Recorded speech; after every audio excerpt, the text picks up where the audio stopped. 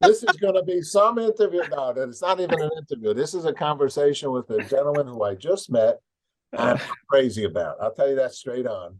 And hi, how would you like me to address you? Uh, I go by anything other than a bad name. So there's many who call me Doc. Some people call me Art. I'm comfortable with either. Okay. We'll call you. I'm going to call you Art at That, this moment. Okay. that sounds good. Uh, Art Malone, right? Yes. Junior. Yeah. And a junior, Yeah. and a good Samaritan. When I wrote the after I looked through your website and about you and so on, I included the Good Samaritan as part of the title for our conversation. Oh, And I say that because that's what you are in my eyes, and I think many, many, many more. Uh, tell us, oh. uh, tell us about you and where you're from, and how come me saying you're a good Samaritan? Why am I saying that? Why do you think I'm saying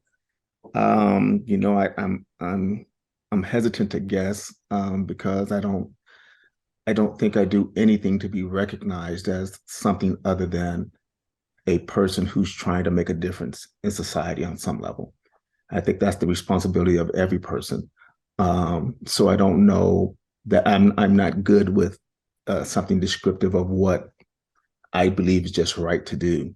But so to kind of give you a backdrop, um, so I was raised by uh, a single mother, and I have two other brothers, and I have six sisters on my uh, father's side, and I'm the oldest of all of them. But I was not raised with my father, who was a professional athlete, played professional football.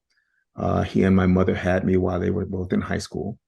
And so that changed the dynamics of my mother's life and his life. And so that the life with my mother, who passed away this past July, it? she instilled in myself and my brother Eric Turner, and my youngest brother Derek Turner, um, that that life is meant to be used to make a difference.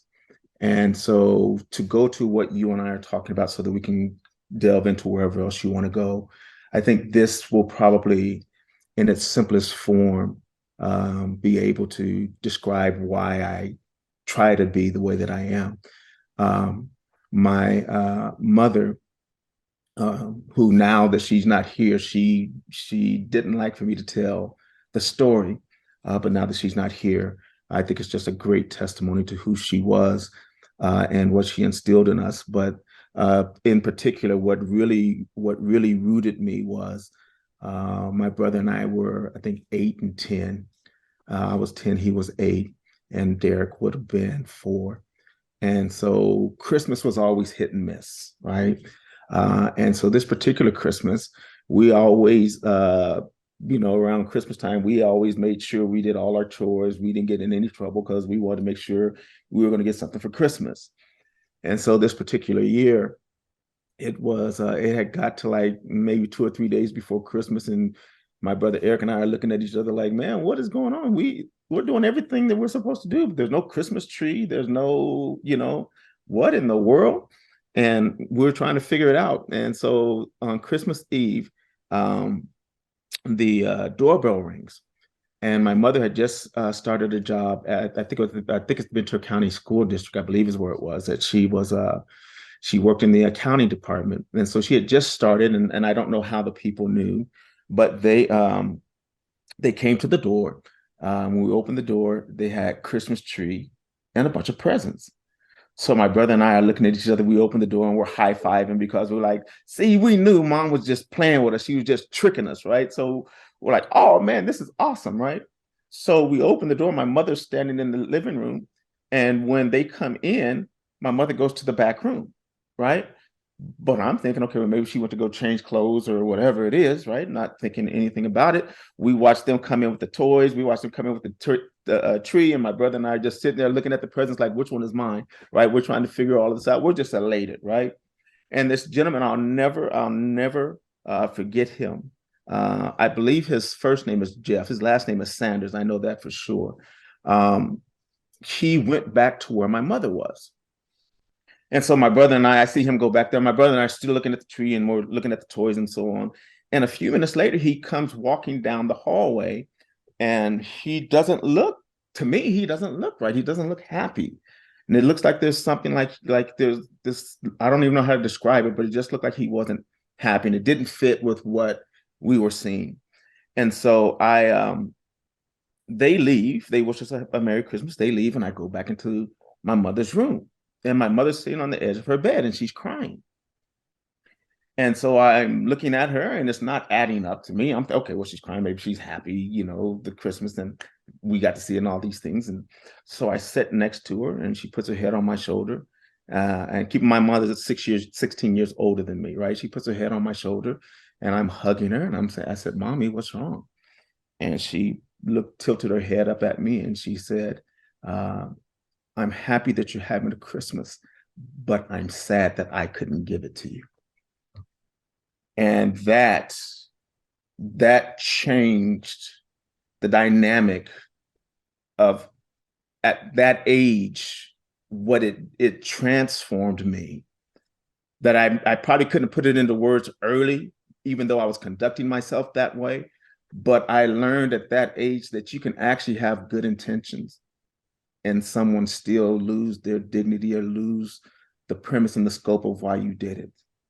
And so when you talk to me about being a good Samaritan, this is what I'm saying when I say to you, I try to do it because it's right. I don't do it because I need somebody's recognition. I try to do it in a way that if I'm helping a family, that the mother or the father can still stand tall and be able to see their parents in the light that they should be able to, rather than to see the light of this man or this woman who came in and did what they did. And now you've stripped your parents of the perception of what it is that they should always be to you. So in giving, I have spent my life trying to give in a way that I left those whom I'm giving to with their dignity intact and with the ability to stand in front of their children and smile because their children see them and thank you, mommy, or thank you, daddy, as opposed to, well, thank Mr. What's his face. That should not be a part of the process. And so as we talk about the things, whatever that is that we talk about, I just need you to have this piece because that's the grounding piece of why I do the things I do the way I do and why I'm uncomfortable with being given a designated Samaritan as we're talking about, because I just want to be somebody who's trying to do right. I just want to be somebody who's trying to do something that makes a difference one person at a time. I just want to be a person that when someone is in their darkest hour, that when things are not what they desire them to be, and I think you and I've kind of talked about this before, but they live inside a prison where bars have kept them in, but only they see them, and they can't describe or explain to someone the bars that are now hindering them from living their life. I want to be a source. I want to be a tool. I want to be something that makes a difference for all of the right reasons. I want to be a part of something that gives people, when you've been and seen as many things as I have, there are times when you struggle with understanding why life can be so hard.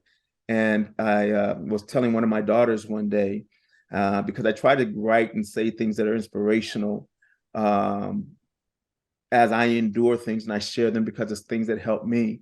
And one of the things I had written was a prayer to God. And my prayer just simply said, God, let my tears be mixed with a smile every now and then to remind me that you're still near me. And so I want to be that tool that causes someone to smile, because they may not call him God, they may call him his higher power, whatever that is to you, but it allows you the ability to feel like you're not alone. It allows you to feel like there's something going right for me. If that makes sense. I'm sorry for for rambling. No, you're not rambling at all. How do you, I love what you have to say, and within the first 2 seconds, I could see your humbleness, um, of, of who you are, in the way you so eloquently Thank you. stated the way you're thinking in this regard, your humbleness, your kindness, your giving, your lovingness. How do you, this is a successful businessman, everyone, a very successful businessman, and many different kinds of businesses. And uh, how do you take that kindness and how do you take that love into the what some people think the business world doesn't have that kind of love. I mean, some people have that, or some people say, "Yeah, it's only business." I can, I don't have to like, like really be nice, or there's some that think that, and then there's some that are very, very, very, very loving. I think, of course, most, and you know how I'm from the I'll even say the good news side. So I'm a believer that the most of the world is good and Yeah, kind and loving and caring, and the few that aren't, or the problematic, there they yeah. are, don't really represent Mother Earth and the people that are living here. How do you bring that into the business world, for you? Well, um, before I answer that, I want to say that you just made a statement that I believe is true, that the world is primarily full of pretty decent people. And I think we always lose focus that the world is not dark. It's just filled with some dark people. And when a shadow is given the space to grow, it always finds a way to extend from where it started, right? But the only way that that can change is that if we shine a light, and as you know, shadows can only be given when light and darkness meet, and this thing projects from it. But it's when light penetrates, and the definition for light means to make something perceivable, to make something being able to be seen, right? But if we live in a world of darkness, then there needs to be a tool that allows someone that only sees darkness to move past that and be able to begin to see the light, even if it began as a shadow. And so turning that now into business, the business, sports, life, relationship, they all to me are the same thing. They start with the foundation, and that foundation determines how, at least for me, it determines how, what, where, when, and who I choose to interact with. I think there's so many great, awesome people who are philanthropic in their giving and the things that they do, and I think the fact that they have been successful in business and they share their success uh, economically, and in some they share the success mentally. But for me, the things that I try to do are built around believing that the things that I bring to the table will make a difference. But we live in such a skeptical world that it is absolutely astounding to me. I mean, and hopefully I can share this to Go kind ahead. of give you the I'm, idea. I'm on the same page here. We started a telehealth company. We actually acquired a telehealth company. And the reason why we started or acquired and evolved this telehealth company was because people, in my opinion, based on how we grew up, right, we were economically challenged, right? So we wanted to kind of go and reach, not even kind of, but reach the underserved, no matter where they were at. So we partnered with the group, and we create this whole new design and this whole new process that allows people to have MD Live, which is the largest doctor network, right? They're the part of our platform. And another company is a part of our platform that provides counseling and therapy and access to psychologists. And we call it an online urgent care, right? But you see people in real time, like 10 minutes at most, usually, right? Max, maybe 15. I think there's been a couple of times where it's more than that. But I came into it with this idea of believing that what we had to offer would make a difference for families, like how we were when we were young, where a single mother or a family who's struggling and their child is sick and they need to take them to an urgent care or they need to take them to a hospital. And they don't have $50 to walk into the urgent care and see a doctor, right? So you have to go to the county hospital to wait to do that. And we came up with this idea that said, hey, how about if we provide you everything that you would need, including prescriptions, right? With a literally from a 5% to an 85% discount at 60,000 pharmacies in the United States. You could take this card, no cost, it's free. And we charged $12.99 for a family of 5 to have access to this, unlimited access to this.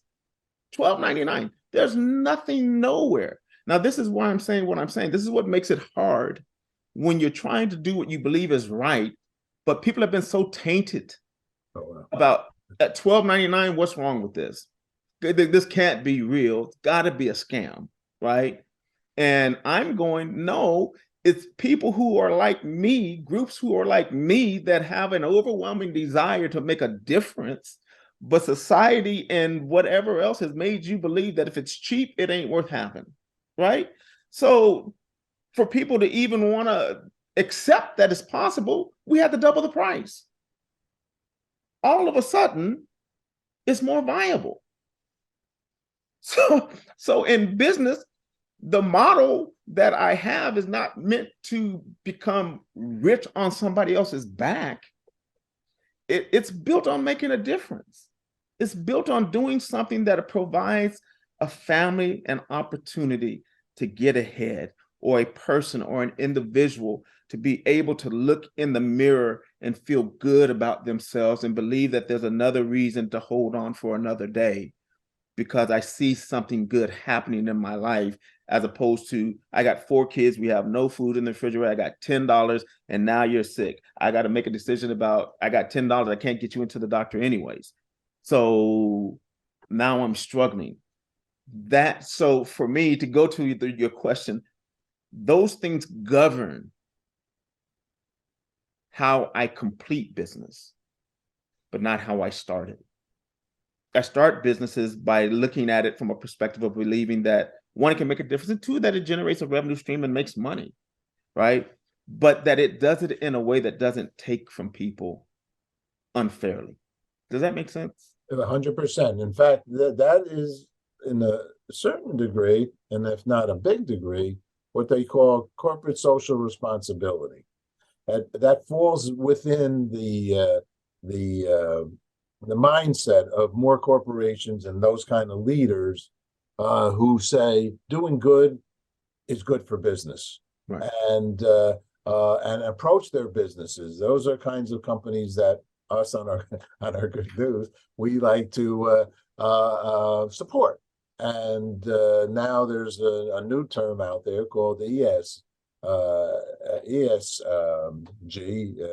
environmental, has now taken on the social and guidance and governance of how to run businesses. And more these words are coming. I just put another name, and then there's diversity also has been included in outreach for corporations.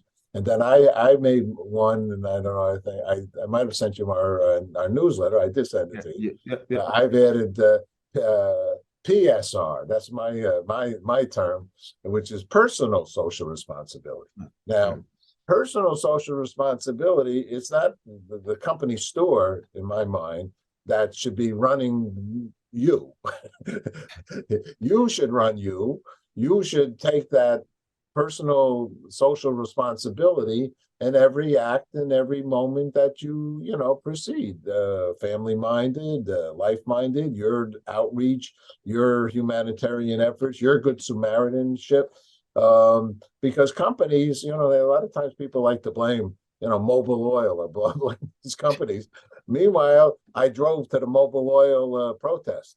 We all have our, you cannot live on, unfortunately or fortunately, without, and to a certain degree, not doing the right thing. You know, I have lights on here right now. I have clothes on my back. Somebody had to make those clothes. I might even take them to somebody's laundry and have them work and pollute the sky in the process. You know, it's a mindset. The whole thing's understanding that no one is not guilty and that we're all in this together.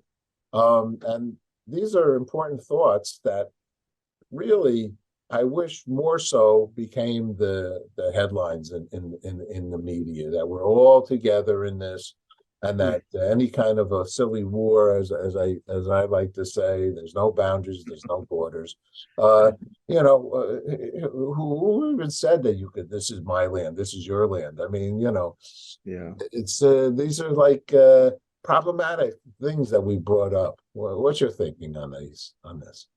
My you know, while you were speaking out, I was writing some things. I'm getting old now, so I don't remember things, so I write them down, right? But while you were saying that, this is what came to my mind. What would happen if every person actually lived to reflect the legacy that they desired to have when they were no longer here? My children and those who are close to me know that my legacy is built around five things: do better, be better, think better, act better, and love better. Nice. Those things are what I desire to be a part of the legacy that I live and leave. That has nothing to do with money. That just has everything to do with being desiring to make a difference in the lives that you have the opportunity to be a part of. You don't have to be a good Samaritan, just to be a good person. You don't have to be Captain Save the World. You just have to be Captain, one person at a time. Let me make a difference in your life.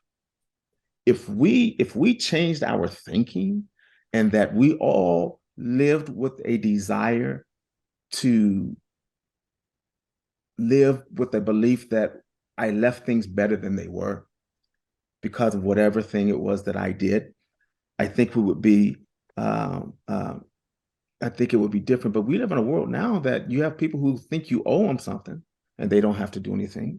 And then there's people who take from people just because they can, right? And so we now live in a world that my opinion, that things have gotten so crossed up that it's hard for people to deviate uh, out of a lane that is only going to end in destruction. And not only for them, but for the ones who are following them. And so for me, it's heartbreaking to be in a position to see what a lack of hope looks like, to see or feel what it feels like to, I don't know if I should tell this story or not, Please tell it. because Oh, well, it's up to it you. um, because it's not meant as a bad thing. But Okay. you asked me in the beginning what shaped me, or why, how did I get here? And so I started in the beginning by saying that my mother and father were in high school when they conceived me. And so I didn't have a relationship with my biological father um, majority of my young life. He married another woman in high school, in college, and they had a family. And um, there became a point where he didn't want anything to do with me, and because of the marriage he had to this woman, and not her fault, his decision. He's a man, but he called my mother one day. They were getting ready. They were in California to play. He was at Atlanta. They were in California to play the Rams. And my grandparents, I believe, had him to call and just say hi to me. Right, I was probably 8 or 9 when this happened, and so he and my mother are having a conversation. and I could hear him yelling through the phone, and it was making my mother upset. And she handed me the phone and she walked away because she began to cry. And I pick up the phone, and when I pick up the phone and listen, the words I hear are, "He's not my son, Right, and I'm going to fight you about it." I'm 8 or 9 years old. right. And now I'm wondering, what is so bad about me that you don't want? What did I do to make you not want me? And uh, I remember being a child. We lived in an apartment, and I hung the phone up. My mother went to her room, and my brother Eric and Derek were sitting on the couch, and Eric was looking at me because I was crying, and I was really, really just broken. And I remember walking down the stairs, and in the apartment complex, they had a garage down below and a barranca, and I just started walking, and I remember just crying and just singing to myself, "Nobody loves me anymore." And I just, that feeling, like even now, that feeling of, what's so bad about me that you wouldn't want me? I say that to say that's how I see so many people who are lost, and so many people who are looking for a reason to hold on. And for whatever reason, society and life has made them begin to believe that nobody cares, that nobody loves them. And so it creates its own perfunctory thought process, right? It's not even a thought process with thought. It's just this concept that you just take on because of the moment that you're in. And when I see people in those, what I perceive to be circumstances, it really begins to wrench my heart, that I'm not a child anymore, and these are adults, and I see in them what I saw in me then. And what changed gave me like a little bit more of a balance about it. Not only after I had my children, but very funny story. I was going to a donut shop to pick up some donuts, and there was this man sitting on the edge of a little brick retainer there. And so I got out of the car. I looked at him. He definitely looked like he was, homeless. And I looked at him and I said, "Hey, good morning, sir." And I reached my hand out to shake his hand, and he hesitated, right? And then he shook my hand. I said, "Man, I'm so glad to see you. Have an amazing day." I walk into the donut shop, and I'm walking out, and he walks up to me crying, and I'm thinking to myself, okay, my initial thought is, what does he want? Is he putting on this act, right? And he reaches his hand out to me, and he's crying, and he says, "You're the first person who's made me feel like a man in 20 years by calling him sir." He says, "You're the first person that made me feel like a man by calling me sir in 20 years." And it's that again, to me, took me back to that little kid who, "You're not my son. I have no value." You understand what I'm saying? Yeah, So those things built this foundation that I try to live by. I haven't perfected it yet, because perfecting means to be complete. So I haven't perfected it yet. I'm still a work in progress, but I feel better about the work now than I did then, because I see the progress of who I've become, of how my family has bought into this idea that part of our legacy is the ability to make a difference just because it's right. But more importantly, that we don't pass judgment on people based on what we think we see, but that we give them the chance to show us what they are. a big part of your legacy is that you're open to share and for others to learn from you. That is such a goodness, a kindness, a uh, you know, these are strains and pains that you are talking about. This is not Absolutely. this is not easy stuff. Many years later, but to open up and to share this with others, who will, who not even can, who I know will possibly even look at their life as successful as they might be. It could be, it's not a question of that. We all have a hurt here and there that have affected us. Um, and this is, you're such a, we're gonna run. I have a few minutes on this. I have this 40-minute Zoom thing, and I like to talk to you, and I could talk to you a lot more. What's the name? I know there's something you want to say right now, and I want to hear what you want to say.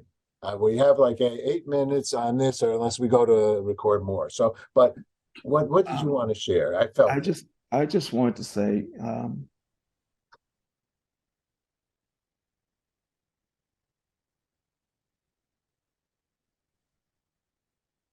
there comes a point in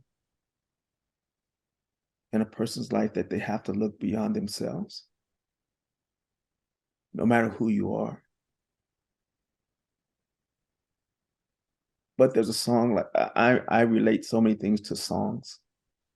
And there's a song that says, who's going to tell them that someone cares? Who's going to tell them? And it breaks my heart to know how so many people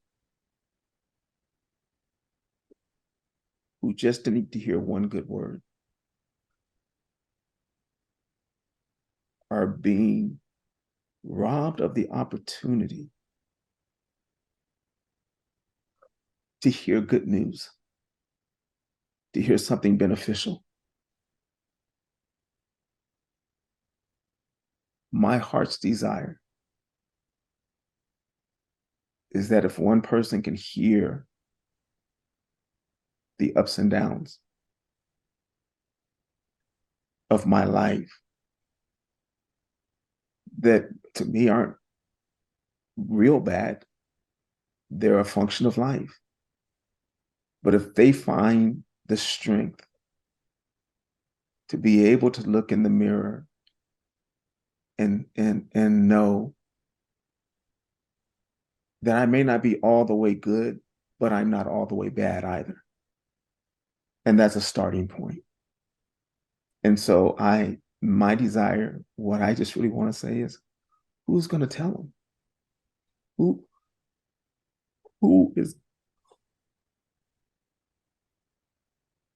Who's going to you're tell telling them them. and the You're hurting? telling them. You're telling them. You're telling them here right now, and and I'm here to thank you for telling them, because you give purpose to what I do here in our broadcast of sharing people that are open to show love and show compassion. Compassion is the big word. Let me ask you one last thing, and I'll tell you right now, I've done 6,000 interviews, and you're the first man that cried on our show, and I thank you for that. In a healthy, commentary, loving, caring way. I thank you, because I'm crying. I'm not crying outside right now. You'll see the tears coming down, but I'm crying inside.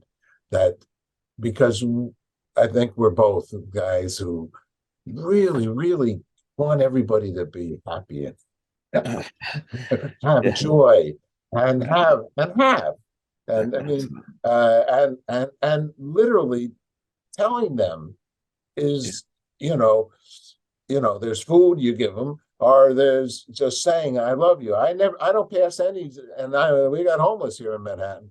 I don't pass any of them without saying, I can't give you now, or this or that, but I talk to them. I say something, because something is more than nothing. It might not be, it might not be $1. It might not be me giving them the doggy bag because I need to eat the doggy bag or whatever at that moment, or share it with people in my home. So, but acknowledgement, the sir, yeah. to serve with love. That's what it was. It was to serve with love. Well, can I say this last part and I'll let this go? Because as I've said to you so many times, the problem is that we have our own definitions of love, right? And so when I say I love you, the question that you should ask me back is, what do you mean by that? Right? Because there's a self-sacrificial love. There's a friendship love. There's an erotic love, and there's a protective love. So a lot of the things in our life, when we tell people that we love them, we don't have the same definition. So we always disconnect because someone's saying, I love you enough that I would sacrifice who I am for you. And somebody else is saying, I love you like a friend, but don't put me in that position that you want me to sacrifice because I don't love you like that. But we're not saying that, but our definitions are different. And somebody says, but I love you in a way that I'm willing to protect you, but I'm not willing to die for you. Right. And because we have so many different definitions and nobody ever takes the time to stop and say, wait, what do you mean by that? But if we could just take the time to be on the same page and have a general understanding, then the things that you and I are talking about become even more possible. They even become plausible because we're now on the same page, right? And so I think that's like my desire is like just for people. And I understand not everybody's going to do this, but just for those who would even contemplate it, the next time you tell someone you care, tell them what that care means. Don't just say I care. What does caring mean to you? Does it mean I say I care and that's the end of it? Or does it mean that I care and it takes me to a place that I'm willing to now be a part of provision mentally, physically, and emotionally? I care enough to make a difference by taking action. Or I care enough just to say, I see what you're going through. But don't tell me you care. And my understanding is that you want to make a difference in my life, as opposed to is a care to just acknowledge that I see you're struggling. Until we're so divided on so many issues, it just goes back to the same thing over and over and over again. Who's going to tell them? Who is going to tell them?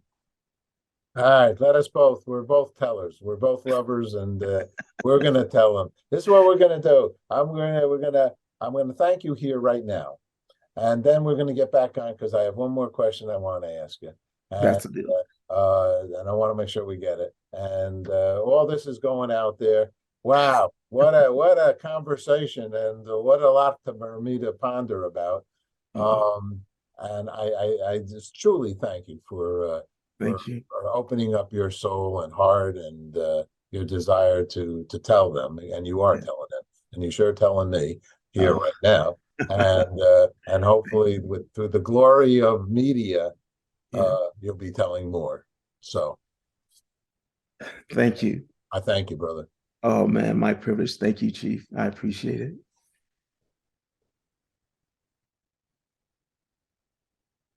Okay, Dr. Art Malone. I have one more question to ask you. I've asked many people in that we're so involved with peace and love and hope, actually, all those kinds of good things.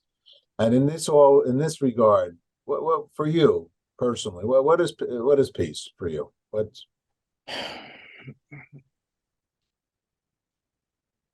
It's an interesting thing for you to ask because, like I said, words mean everything, right?